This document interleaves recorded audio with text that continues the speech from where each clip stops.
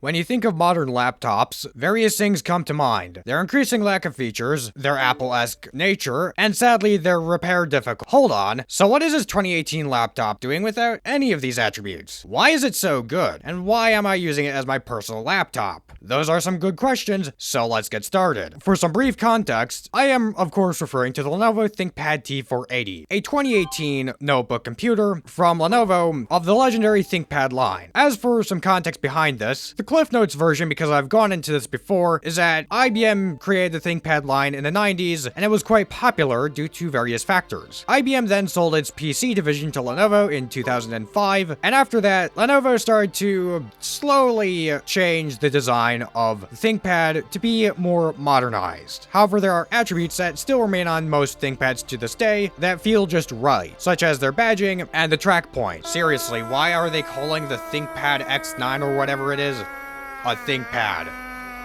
That's basically a glorified ThinkBook or IdeaPad. Another thing to take into account was that by 2017, the look, feel, and functionality of laptops started to change quite a bit. Onset due to a desire to be more like Apple, laptop batteries were starting to become more and more internal rather than removable and external. Parts like RAM and CPUs were starting to be soldered to the board, at least the former, and laptops were becoming a bit more difficult to repair in some cases. The ThinkPad was, for the most part, not affected by this at all, and so in early 2018, when CES 2018 commenced, they showcased the upcoming ThinkPad lines, briefly mentioning the T480, although they seemed more interested in talking about AI smart glasses. However, they, being Lenovo, did have some notable things to talk about the ThinkPads. For instance, the announced ThinkPad T480 would be getting LTE-A, which is basically cellular network. And so in theory, if you had a SIM card for this PC, you could probably go connect it to a cell phone carrier and use this on the go without needing to connect to an internet thing, so long as you're in proximity of a good access point. Lenovo also showcased that the T480 and T580 had removable batteries, which in retrospective made them practically the last accessible laptops to most that had external removable batteries that you can hot swap.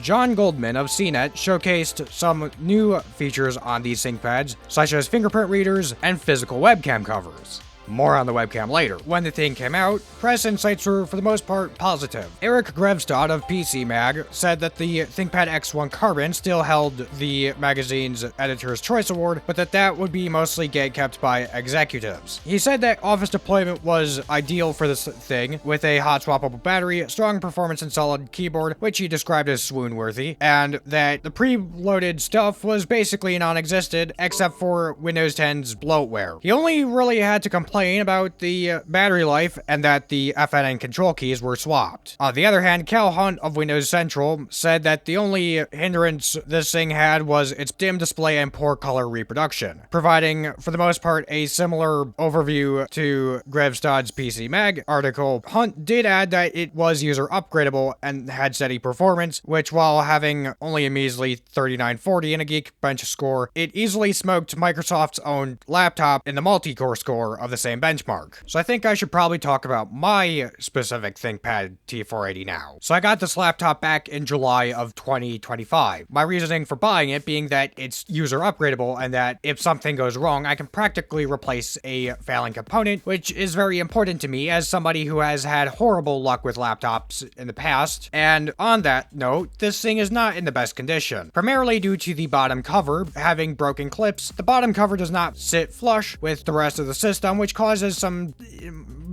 minor concerns, and also means that whenever I open the lid, I've got to go push the keyboard back into place so that it doesn't eventually pop out. However, the seller I got this from did not provide either the internal or external battery, and so along with putting an SSD and upgrading the RAM from another laptop I had laying around, I opted to buy one of the larger and more cost-friendly batteries that was on iFixit's website, and it basically works like a charm. As for ports, on the left-hand side, there's a USB-C port, a docking port, a vent, and presumably a smart card reader. On the right-hand side, there's a headphone jack, a USB port, an HDMI port, another USB port, an Ethernet port, an SD card reader, and a Kensington lock. The lid has a power LED, and the bottom has the battery holder. As for inside, there's the power button, fingerprint reader, keyboard with the nipple, trackpad trackpad, and a 14-inch screen that I was not having the best time measuring. I think it's 14 inches anyway. I also forgot to address that this thing has the webcam cover, which seems to work fairly conveniently. As for the webcam itself, I'm using the most logical test to protect my privacy. Instead of using the webcam normally, I'm using a VTuber model and face tracking software to determine how good it is. And the benchmark here is not very high, but the animation and tracking is very clean and smooth, so I can assume it's fairly decent. That being said, I've not tested the actual output, so it could be like your average webcam, but for me, it doesn't matter because I come from a background of shitty webcams. And now, it's time to turn this thing on. At least chronologically in my footage. I have Ubuntu 24.04 LTS installed on here, primarily due to my software development project reasons and other things. And also because I like the customization of KDE and the simplicity of Ubuntu. I'm not going to really go into the software that I use on a daily basis because that's basically most of the stuff that comes pre-installed on the system. I do have some other programs that I do want to showcase, however. Along with having Wine installed to run stuff like Microsoft Project 2000, one of the things I do with this is that I develop my operating system project on it, and here is an example of it running in QEMU. This is still a very much work in progress thing, but you have this project to blame for a lack of uploads. As for other things, I do use the Brave web browser as my main browser, although I use Firefox for stuff like YouTube. On the topic of YouTube videos, they play fairly alright. At first I was a bit skeptical of battery life, but that's probably just me experiencing a culture shock from not using YouTube on a desktop OS for such a long time, and me not having a daily driver laptop for such a long time too, so I'll probably give it a benefit of the doubt. It plays video quite smoothly and doesn't hinder performance too much, so what do I really say? It's YouTube on a laptop. Alright, now let's look at some games. For this, I'm going to be looking at a combination of both new and old games of different backgrounds, mainly to give this PC the best shot at this. So let's look at gaming now. First off, Bejeweled 2, because of course. This time, it's not using hardware acceleration, meaning that there's not like the usual graphic effects, but it's Bejeweled 2. I opted to run it through Wine, and it basically worked flawlessly. Though I don't play it as much as the original Bejeweled on this thing, it does run perfectly fine, and it's quite fun. This PC is able to handle it mostly alright without draining the battery too badly, so yeah. Next up is going to be Zero AD, a free and open source real-time strategy game that I've never shown before, but I feel like with performance tests and with Linux in particular, probably fits very well with this PC and its OS. This game is quite CPU heavy, as evident by the fact that as soon as the scenario loaded, the fan started spooling up and whatnot. So this thing is really putting this PC to its test. However, it's running mostly alright, apart from, I'm pretty sure, that prolonged gameplay, and it does drain the battery the fastest of the games that we're going to be looking at. Okay, well, maybe there's another one, but we'll look at that later. This is also running natively. Next up is going to be stuff from Steam that will be running under Proton, starting with Progress Bar 95, which is a game that I'm pretty sure runs the best and not at all performance heavy among any of the games that we've looked at in this video, or will look at in this video. It's a simple, casual, PC-themed game that I've debated making a video on alongside another PC-themed game, but I will say this, at the level I'm at right now on this specific OS, which is based off of Windows 2000, it was quite tense, and you could hear it in me.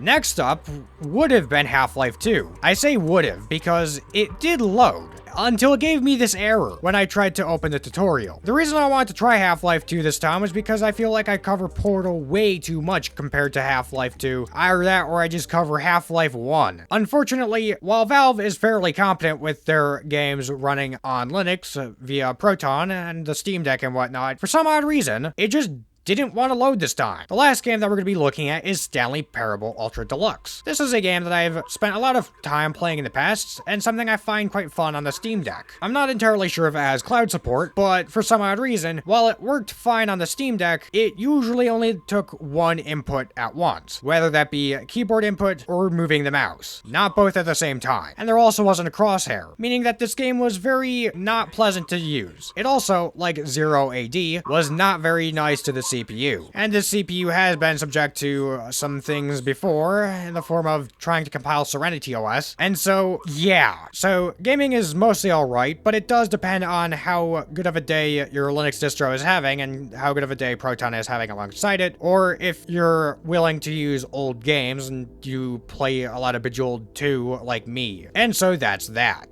To conclude, the ThinkPad T480 is a relatively ideal, well-performing laptop. It has a external battery that you can hot swap and thus makes it more ideal than other laptops from this time period, even if it does start to get warm if you try to do heavy gaming or probably VTubing on it. It has a decent selection of ports, and while I would argue it is quite a milk to death kind of thing that people talk about, if you're able to find one for decent money, then you should probably consider getting it. Would you agree? Do you have a ThinkPad T480? If so, what's it like? Is it similar to my experience? Do you have anything to add? Is there something I really forgot to address, or something I could do to improve my content? If you have anything to say, feel free to let me know down below in comments, in my Discord server, or via email, and feel free to give this video a like. But that's going to be it for this video, so thanks for watching, and have a nice day.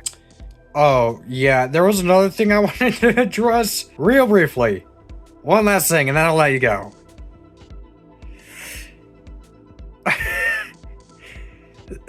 This laptop takes the same power brick as a Steam Deck.